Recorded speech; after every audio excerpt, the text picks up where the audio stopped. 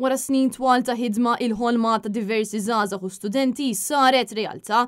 Dan hekk kif it-tnejn wara nofsinhar bdew iċ-ċerimonji tal-gradwazzjoni tal-istudenti li ġabu digri mill-Università ta' Malta kif ukoll mill-MCAST. Iċ-ċerimonji tal-gradwazzjoni li bdew nhar it-tnejn 20 ta' Novembru se jiġu fit-tmiemhom fl-24 ta' Novembru fl-Università ta' Malta, filwaqt li fl-MCAST iċ-ċerimonji se jiġu fit-tmiemhom fl-1 ta' Diċembru. It-tnejn fis-sala Sir Temi Żammit fl-Università ta' Malta kien imiss l-istudenti li gradwaw mill-Fakultà tas-Social Wellbeing tal-Accounts kif ukoll l-istudenti li gradwaw mill-Fakultà tal-Mediċina. Matul il-jum ta' tlieta komplew ukoll iċ-ċelebrazzjonijiet tal-istudenti u l-baskets tradizzjonali. Fl-istess jum kien imiss il-gradwazzjoni ta' aktar studenti fosthom dawk li gradwaw mill-Fakultà tax-Xjenza. Aktar tard filgħaxija saret ukoll il-gradwazzjoni tal-istudenti li gradwaw mill-Fakultà tal-Health Sciences fosthom studenti li studjaw għall-infermieri.